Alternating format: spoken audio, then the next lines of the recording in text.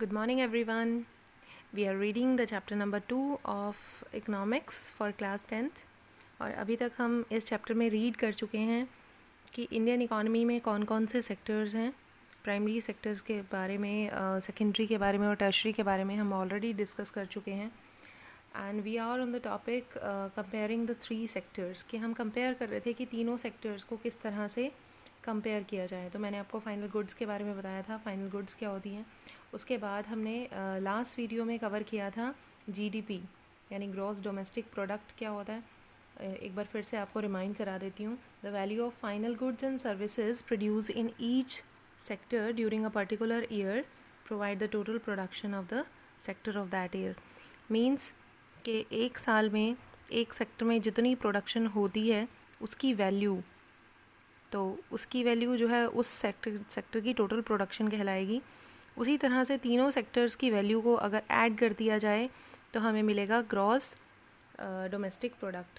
तो that means कि हमें टोटल प्रोडक्शन पता चल जाएगी कि एक देश में एक साल में कितनी वैल्यू की चीज़ें प्रोड्यूस हुई, और उसी को हम ग्रॉस डोमेस्टिक प्रोडक्ट बोलेंगे.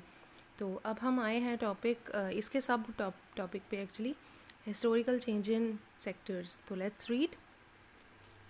Generally, it has been noted from the histories of many now developed countries that at initial stages of development, primary sector was most important sector of economic activity.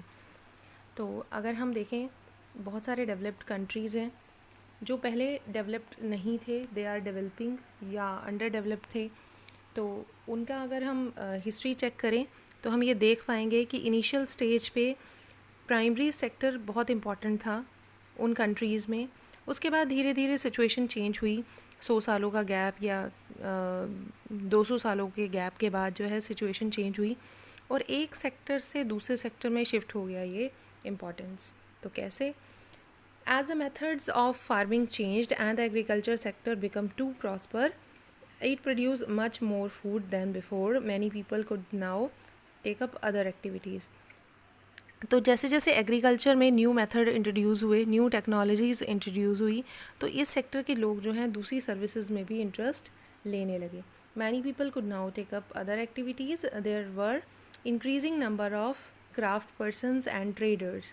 Buying and selling activities increase in many times. तो जब production बढ़ेगा agriculture का तो buying भी बढ़ेगी, selling भी बढ़ेगी, और जो लोग जो हैं जो इसमें इंक्लूड हैं वो ट्रेडर्स भी बढ़ेंगे. तो काफ़ी दूसरे सेक्टर्स को भी उससे जो है इंक्रीज़ मिलेगा. Beside there were also transports, administrator, army etcetera. However at this stage most of the goods produce were natural products from the primary sector and the most people were also employed in this sector. तो अब जो है जितनी भी goods produce होंगी वो natural products हैं, और अगर नेचुरल प्रोडक्ट्स प्रोड्यूस होंगे तो वो दूसरे सेक्टर्स के लिए रॉ मटेरियल हैं, तो वो दूसरे सेक्टर्स को भी हेल्प करेंगे इंक्रीज़ होने में. Over a long time and specially because new methods of manufacturing were introduce, factories came up and started expanding. क्योंकि टेक्नोलॉजी एग्रीकल्चर में बढ़ी है तो क्वाइट ऑब्वियस कि दूसरे सेक्टर्स में भी टेक्नोलॉजी ने इंक्रीज़ किया है और फैक्ट्रीज़ लगी हैं. अब रॉ मटेरियल आएगा तो ज़्यादा से ज़्यादा फैक्ट्रीज़ भी लगेंगी और नए से नए मैन्युफैक्चरिंग के मेथड्स भी इंट्रोड्यूस होंगे. Factories came up and started expanding. Those people who had earlier worked on farm now began to work in factories in large numbers. अब होगा क्या, जैसे जैसे पॉपुलेशन इंक्रीज़ हो रही है तो लोगों की ज़रूरतें बढ़ रही हैं, और जिस तरह से जो लोग अर्लियर जो है फार्मर थे या छोटे छोटे पीजेंट्स थे या लेबर का काम करते थे एग्रीकल्चर में, वो अब फैक्ट्रीज़ में जो है वर्क करने लगे हैं. They were forced to do so. As you read in the history chapter, people began to use many more goods that were produced in factories at cheap rates. तो लोगों को चीप रेट पर जब चीज़ें मिलती हैं फैक्ट्रीज़ में बनी हुई तो वो उसको ज़्यादा प्रेफर करते हैं. अगर हम हिस्ट्री में जाएं तो आप देख सकेंगे कि ब्रिटेन का कि जब ब्रिटेन से क्लोथ आया था स्पेशली, तो इंडिया की बहुत बड़ी मार्केट थी कॉटन की, बट फिर भी लोगों ने ब्रिटेन की के कपड़े को ख़रीदना शुरू किया था क्योंकि that was at cheap rate. People begin to use many more goods that were produced in factories at cheap rates. Secondary goods gradually becomes most important in total production and employment. तो धीरे धीरे जो primary sector का load था, primary sector का जो section था वो धीरे धीरे सेकेंडरी सेक्शन पे आ गया और सेकेंडरी सेक्शन जो है इम्पॉर्टेंट होने लगा. Hence over time shift had taken, this mean that the importance of sector had changed. तो जैसे जैसे समय बीतता है तो सेक्टर्स की इम्पोर्टेंस में चेंज आता है और ये जो चेंज है ये एक सेक्टर को दूसरे सेक्टर से ज़्यादा इम्पॉर्टेंट बना देता है. In the past 100 years, that has been a further shift from the secondary to tertiary. उसी तरह से अगर हम अगले 100 सालों की बात करें तो सेकेंडरी सेक्टर से ये शिफ्ट कहाँ चला गया, टर्शरी सेक्टर की तरफ, या फिर हम सर्विस सेक्टर भी जिसको बोलते हैं. The service sector has become the most important in terms of total production. Most of the working people are also employed in the service sector. This is the general pattern observed in developed country. तो ये जो है सबसे important अगर tertiary sector हो जाए तो ऐसा डेवलप्ड कंट्री में ऑब्ज़र्व किया गया है, क्योंकि लोग जो हैं ज़्यादा से ज़्यादा एजुकेशन में, ज़्यादा से ज़्यादा मेडिकल फैसिलिटीज़ में या टूरिज़म में, जब लोगों के पास पैसा आता है, मैन्युफैक्चरिंग बहुत होती है, ट्रेडर्स ज़्यादा होते हैं, तो वो अपना पैसा जो है खर्च करना पसंद करते हैं टर्शरी सेक्टर में. वो टूरिज़म पे खर्च करेंगे, वो रेस्टोरेंट्स पे खर्च करेंगे, वो होटल्स में जाएंगे, तो इस तरह के काम करेंगे अगर टर्शरी सेक्टर में ज़्यादा हम कह सकते हैं अगर टर्शरी सेक्टर की प्रोडक्शन ज़्यादा होगी तो. What is the total production and employment in the 3 sector in India over the years have been changes similar the pattern observed for the developed country. We shall see the next section. तो देखते हैं next section में क्या दिखाया है इन्होंने. तो next section जो है हमारा नेक्स्ट टॉपिक है primary, secondary and tertiary sector in India. तो इंडिया में देखेंगे हम प्राइमरी सेक्टर कैसा है, सेकेंडरी कैसा है और टर्शरी कैसा है. तो let's read. Graph 1 shows that the production of goods and services in the 3 sector, this is shown for 2 years, 1973 and 74 and 2013 and 14. We have used the data for these 2 years because the data are comparable and authentic. You can see how the total production has grown over the 40 years. तो यहाँ पर हमें एक graph दिखाया गया है और graph में हमें 3 कलर्स नज़र आ रहे हैं. बेसिकली 3 कलर्स में जो ब्लू कलर है वो प्राइमरी सेक्टर को दिखा रहा है, सेकेंडरी सेक्टर रेड कलर में है, उसके बाद टर्शरी सेक्टर है ग्रीन कलर में. तो आप अगर 1973 और 74 का ग्राफ देखें तो हमें दिख रहा है कि जो प्राइमरी सेक्टर है वो ज़्यादा इम्पॉर्टेंट है as compare to other two sectors. तो प्राइमरी सेक्टर ज़्यादा इम्पॉर्टेंट है इसमें. और अगर हम 2013 और 14 की बात करें तो इसमें प्राइमरी सेक्टर हमें सबसे कम नज़र आ रहा है, जबकि टर्शरी सेक्टर की ग्रोथ हमें बहुत ज़्यादा नज़र आ रही है. तो ये जो है 40 सालों का डाटा है लगभग. तो हम कह सकते हैं कि जैसे जैसे समय बीतता है कंट्री जो है डेवलपिंग से डेवलप्ड की तरफ जाती हैं. मींस उसमें लोगों के पास पैसा आता है, लोग ज़्यादा ग्रोथ करते हैं, लोगों के पास एजुकेशन, स्किल, ये सब कुछ बढ़ता है, तो टर्शरी सेक्टर को बढ़ावा मिलता है. तो हम देखेंगे rising importance of the tertiary sector in production. Tertiary sector की प्रोडक्शन में कैसे राइज हुआ है कुछ डिकेड्स में ही. Over the 40 years between the 1973 and 74 and 2013 and 14, while production in all the 3 sectors has increased, it has increased the most in the tertiary sector. तो हम देख सकते हैं साफ साफ कि प्राइमरी सेक्टर जो है, जो प्रोमिनेंट था 73-74 में, वो 2013-14 में चेंज हो गया और टर्शरी सेक्टर को इम्पोर्टेंस मिल गई बहुत ज़्यादा. As a result, in the year 2013-14, the tertiary sector has emerged as the largest producing sector in India, replacing the primary sector.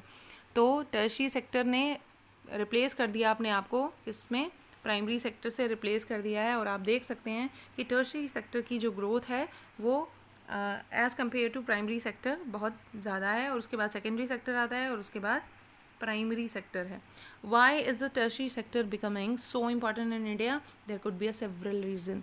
तो अब ये फाइंड आउट करना है हमें कि रीजंस क्या हैं, क्यों ऐसा हुआ कि प्राइमरी सेक्टर से इम्पोर्टेंस बढ़ के टर्शरी सेक्टर के पास चली गई, ऐसा क्या हुआ. First, in any country, several services such as hospital, education, institution, post and telegraph services, police stations, courts, village administrative offices, municipal corporation, defense, transport, banks, insurance company etcetera are required. देखिए, जब भी कोई देश growth करता है या किसी देश में पॉपुलेशन भी बढ़ रही है, रिसोर्सेज बढ़ रहे हैं, टेक्नोलॉजी बढ़ रही है, तो उसमें बहुत सारी चीज़ें इंक्रीज़ होती हैं। जैसे हॉस्पिटल इंक्रीज़ हुए, स्कूल्स की हमें ज़रूरत पड़ेगी, स्कूल्स में टीचर्स की ज़रूरत पड़ेगी, हॉस्पिटल्स में हमें डॉक्टर की, नर्स की, इन सभी चीज़ों की ज़रूरत पड़ेगी। तो हम सर्विस सेक्टर की तरफ ज़्यादा बढ़ते जाते हैं। उसी तरह से बैंक्स की ज़रूरत पड़ेगी। जब हमारे पास पैसा आएगा, हमें उसको ट्रांजैक्शन के लिए या अपने डिपॉजिट्स के लिए, तो बहुत सारी चीज़ों की ज़रूरत पड़ती है। जब एक कंट्री में टाइम पीरियड बीतता जाता है और पॉपुलेशन इंक्रीज़ हो रही है, टेक्नोलॉजी इंक्रीज़ हो रही है, तो टर्शरी सेक्टर को बट ऑब्वियस कि उसको इम्पॉर्टेंस मिलेगी। Second, the development of the agriculture and industry leads to the development of the services. मैंने अभी वही कहा कि जो डेवलपमेंट है हमारे एग्रीकल्चर में और इंडस्ट्रीज़ में, तो उससे भी टर्शरी सेक्टर को बढ़ावा मिलेगा। Transport, trade, storage, and like as we have already seen, greater the development of the primary and secondary sector, more would be the demand of such services. जैसे जैसे इन दोनों सेक्टर्स की, प्राइमरी सेक्टर और secondary sector, इन दोनों जो पहले दो sectors हैं, अगर उनकी डिमांड या उनकी प्रोडक्शन इंक्रीज़ होगी, तो टर्शरी सेक्टर अपने आप जो है वो फ्लरिश करेगा। क्यों? क्योंकि लोगों के पास पैसा होगा। अगर प्राइमरी सेक्टर में लोगों के पास पैसा होगा तो वो पैसा खर्च करेंगे। मीन्स टू से कि वो टूरिज़्म पे खर्च करेंगे, कहीं घूमने जाएंगे, कुछ खाएंगे, होटल्स में जाएंगे, या अपनी एंटरटेनमेंट के लिए कुछ भी करेंगे। यानी टर्शरी सेक्टर यानी सर्विसेज को वो पैसा दे रहे हैं, तो टर्शरी सेक्टर को बढ़ावा मिलेगा अगर इन दोनों सेक्टर्स को इम्पोर्टेंस मिलती है तो। Third, as the income level rise, certain section of the people started demanding many more services like eating out, tourism, shopping, private hospitals, private school, professional trainings, etc. तो वही बात जो मैंने अभी बोली है कि अगर प्राइमरी सेक्टर में या सेकेंडरी सेक्टर में पैसा होगा, लोगों के पास प्रोडक्शन ज़्यादा होगा, तो होगा क्या कि वो अपने बच्चों को प्राइवेट स्कूल में पढ़ाएंगे, प्राइवेट हॉस्पिटल से मेडिकल फैसिलिटीज़ लेंगे, अच्छे इंस्टीट्यूशन में जाएंगे। तो उन सभी चीज़ों के लिए सर्विसेज की ज़रूरत पड़ेगी, और सर्विस किस में आती हैं? टर्शरी सेक्टर में। You can see this change quite sharply in cities, specially in big cities. तो हम बड़े शहरों में इस चेंज को आराम से देख सकते हैं। Fourth, over the past decades, on so certain new services such as those based on information and communication technology have become important and essential. अब हम देख सकते हैं पिछले कुछ दशकों में, अगर हम बात करें 10, 20, 30 सालों की, तो इंफॉर्मेशन टेक्नोलॉजी में बहुत ड्रास्टिक चेंज आया है। The production of the services has been rising rapidly. तो इन चीज़ों में भी, कम्युनिकेशन में कहूँ या आईटी इंडस्ट्री में कहूँ, बहुत रैपिड चेंजेस आए हैं। In chapter 4 we shall see example of these new services are the reasons of their expansion. तो हम चैप्टर 4 में पढ़ेंगे इनके एक्सपेंशन के बारे में, कि कम्युनिकेशन कैसे इंक्रीज़ हुआ है, या जो हमारी आईटी इंडस्ट्री है, टेक्नोलॉजी है, वो कैसे राइज कर रही है। However, you must remember that not all of the service sector is growing equally well. Service sector in India employs many different kinds of people at one and there are limited numbers of services that employ highly skilled and educated workers. तो अब हम tertiary sector में भी ये नहीं कह सकते हैं कि सारी सर्विसेज एक जैसी बढ़ रही हैं। कुछ सर्विसेज लोग ज़्यादा ले रहे हैं और कुछ सर्विसेज कम ले रहे हैं। तो जो स्किल्ड और एजुकेटेड वर्कर्स हैं, तो ऑब्वियसली उनका जो नंबर है वो इंक्रीज़ हो रहा है। At the other end, there are very large number of workers engaged in services such as small shopkeepers, repair person, transport person, etc. These people barely manage to earn a living, and yet they perform these services because no alternative opportunities for work are available to them. अब जिनके पास skill नहीं है तो वो labourer का काम करेंगे या फिर वो शॉपकीपर बन जाएंगे। तो इस तरह की उनमें वो पूरी तरह से एजुकेटेड नहीं है, वो पूरी तरह से स्किल्ड नहीं है, तो उनको इस तरह के काम करने होंगे। तो hence only a part of this sector is growing in importance. तो हम कह सकते हैं कि जो स्किल्ड पर्सन है वो ज़्यादा ग्रो कर रहे हैं इस सेक्टर में। You shall read more about in the next section. तो हम नेक्स्ट सेक्शन में इसके बारे में और डिटेल में पढ़ेंगे। Till then bye bye, thank you very much for listening me. और नेक्स्ट पार्ट में हम लेकर आएंगे where are the most people employed. So bye bye.